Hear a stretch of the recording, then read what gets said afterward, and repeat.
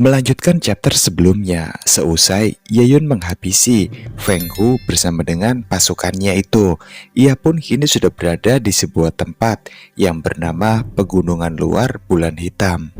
Di hutan itu, kemudian Ye Yun pun melihat ada seekor babi yang berlari kencang ke arahnya, dan sepertinya babi besar itu yang datang secara tiba-tiba sedang bertarung dengan kawanan babi yang lain. Ye Yun dengan sigap sebelum babi itu mencelakainya, ia pun langsung menghantam babi itu dengan sangat keras sekali menggunakan tinjunya. Alhasil babi itu pun berhasil terpental sangat jauh oleh kekuatan besar yang dimiliki dari seorang Ye Yun. Tempat ini tak kusangka sangat liar dan juga berbahaya. Untung saja aku berhasil mengalahkan babi itu dengan sangat cepat.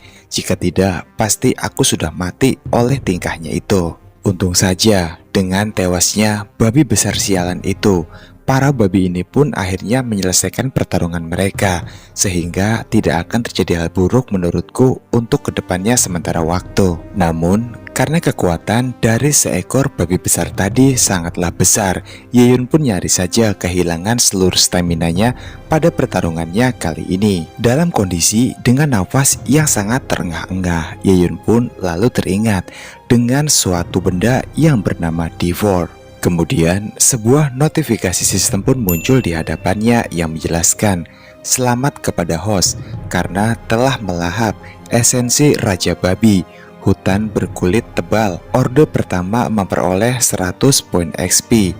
Dan juga notifikasi sistem kembali muncul lagi, "Selamat kepada host, karena telah mencapai tahap kelima dari body tempering." Ye Yun pun lalu berpendapat, untungnya melalui 2 hari latihan yang rajin, fisikku saat ini telah berkembang dari tahap ketiga ke tahap kelima body tempering.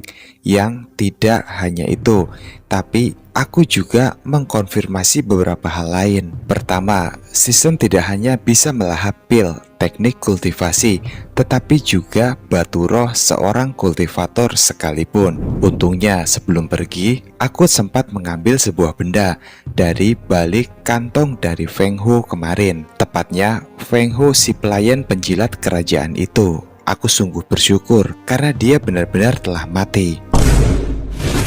Ye Yun pun tidak menyangka sama sekali jika Feng Hu, si penjilat kerajaan itu, ternyata cukup banyak menyimpan banyak harta. Tapi ada satu benda yang menarik perhatiannya, dan hanya itulah yang diincar oleh Ye Yun dari Feng Hu, yaitu sebuah pil yang bernama pil roh. Selama D4 atau melahap, mereka mampu menyatukan langsung menjadi sebuah pil bermutu tinggi di dalam tubuh, meningkatkan kultivasi secara otomatis. Tanpa ragu, setelah mengetahui apakah manfaatnya dari pil roh tersebut, Ye Yun segera untuk menelannya, yang kemudian secara bersamaan diikuti dengan kemunculan sebuah notifikasi sistem yang menjelaskan, "Melahap berhasil. Pil roh pengumpul tingkat pertama telah menyatu dengan sempurna menjadi pil roh pengumpul tingkat kedua. Host mendapatkan 500 poin XP. Kedua, selain kultivasi kultivator, binatang iblis juga merupakan target utama untuk dilahap hingga staminaku kembali pulih seperti sedia kala. Binatang iblis dari peringkat pertama hingga ke-9 sesuai dengan 9 alam besar para kultivator. Memangsa binatang iblis juga bisa dengan cepat meningkatkan kultivasiku. Kalau begitu, aku mengerti. Saat ini, notifikasi sistem menjelaskan pada Ye Yun jika ia mendapatkan tambahan 50 poin XP setelah melahap seekor binatang babi yang tadi telah ia habisi sebelumnya. Diikuti dengan beberapa binatang yang lain yang juga menambahkan 50 poin XP pada masing-masing tiap binatangnya. Namun sepertinya melahap kultivasi kultivator, ia harus mendeteksi bahwa targetnya terluka sangat parah atau bahkan hampir nyaris mati. Dari sebuah notifikasi sistem yang lagi-lagi muncul menjelaskan, peringatan, target tidak terluka parah, jadi tidak memenuhi kondisi untuk dilahap saat ini. Walaupun demikian, di sini Ye Yun pun masih bersyukur karena setidaknya Untungnya selama dirinya melahap seekor makhluk yang tidak hidup tadi, itu akan memulihkan sejumlah stamina-nya seperti sekarang. Semua itu dapat dilihat secara langsung, di mana telapak tangan Ye-Yun yang semula terluka kini telah sembuh seperti sebelumnya. Dan terakhir, yang paling penting, sistem ini juga hadir dengan persepsi dan deteksi, menyelamatkan Ye-Yun dari banyak masalah. Muncul sekali lagi sebuah notifikasi sistem yang menjelaskan mendeteksi kelompok baru binatang iblis 30 sang ke barat daya. Ye-Yun pun sangat senang sekali dengan pemberitahuan dari sebuah notifikasi sistem yang muncul kali ini. Setelah membunuh sekelompok babi hutan ini, aku akan mencapai tahap kelima dari body tempering. Aku masih butuh lebih banyak lagi untuk naik tingkat, dan ini semua masih jauh dari kata cukup. Baiklah kalau begitu, aku harus bergerak secepat mungkin. Dengan segera, Ye-Yun pun bergegas untuk pergi dari tempat itu dan menuju ke arah yang sudah diberitahu oleh sebuah notifikasi sistem sebelumnya. Akan tetapi, sepertinya Ye-Yun pun tidak berniat untuk pergi ke arah barat daya sesuai arah dari sebuah notifikasi sistem yang muncul, melainkan ia ingin pergi ke sebuah tempat yang tak lain adalah kediaman dari keluarga Ye atau rumahnya sendiri. Entah apa yang ingin diambil di dalam rumahnya, tapi Ye-Yun pun berniat untuk pulang ke rumahnya dulu, dan setelah itu barulah Ye-Yun melanjutkan misinya untuk membalaskan dendam. Aku telah melahap sebagian besar binatang iblis di pinggiran luar pegunungan bulan hitam. Pada awalnya, aku ingin langsung menyerang saat setrika masih panas seperti sekarang dan dengan cepat meningkatkan kekuatanku. Akan tetapi, di tengah perjalananku seperti ada sebuah portal yang menjadikan sebuah penghalang. Ada batasan di lingkaran dalam. Itu membutuhkan upaya gabungan dari 3 klan untuk membukanya. Ini sungguh merepotkan, dan mari kita pikirkan metode kultivasi lainnya besok. Sekarang kita santai dulu dan mungkin harus memikirkan rencana lain untuk mencari solusi yang lainnya. Pada akhirnya, Ye-Yun pun kembali memutuskan kembali ke rumahnya dan melanjutkan pemikiran untuk solusinya itu. Namun, setibanya di rumah, sewaktu Ye-Yun sedang merenung untuk memikirkan bagaimana solusinya membuka pintu portal itu, kemudian tiba-tiba saja ia pun terkejut dan langsung membuka matanya seraya mendengar suara pedang yang datang begitu cepat tepat ke arah mukanya. Dengan refleks yang sangat bagus, Ye-Yun pun berbalik menyerang sosok orang-orang itu. Menggunakan sebuah pedang, ia pun langsung melemparkannya ke dalam pintu rumahnya. Dikarenakan situasi di sana tempatnya sedikit gelap, Ye-Yun pun tidak dapat mengenali dengan pasti siapakah sosok orang-orang ini. Dan kemudian mereka semua pun keluar dari rumah Ye-Yun.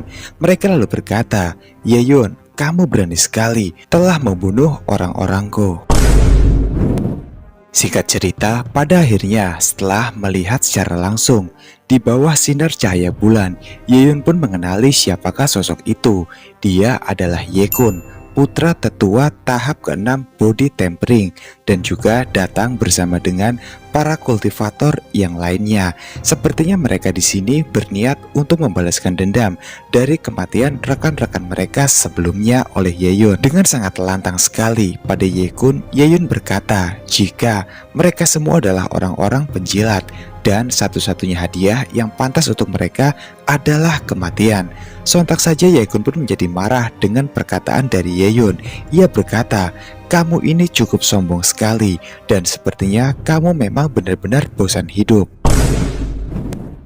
Tapi di sini, Ye-Yun pun nampaknya tidak ingin gegabah untuk melakukan sebuah penyerangan karena selain Ye-Kun, semua kultivator lainnya kini telah mencapai tahap ke-7 dari body tempering yang mungkin saja jika memaksa untuk bertarung, maka Ye-Yun akan kalah mengingat tahap ke-7 dari body tempering bukanlah lawan yang bisa untuk diremehkan.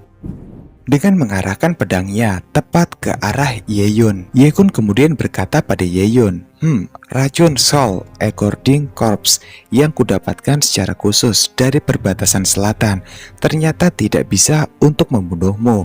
Kau rupanya begitu kuat juga." Dan tak sampai di situ, keterkejutan dari Ye-kun karena faktanya sekarang ia tahu jika dalam kurun waktu 2 hari saja Ye-yun juga telah menembus ke tahap kelima dari body tempering. Tapi semua itu tidak masalah berarti untukku. Pasti surga yang memberi kesempatan seperti ini padanya. Orang itu sungguh beruntung sekali. Kalau begitu cukup sudah bermain-main dan basa-basinya. Sekarang biarkan tanganku sendiri yang akan menyiksamu. Sekali lagi dengan tanganku sendiri.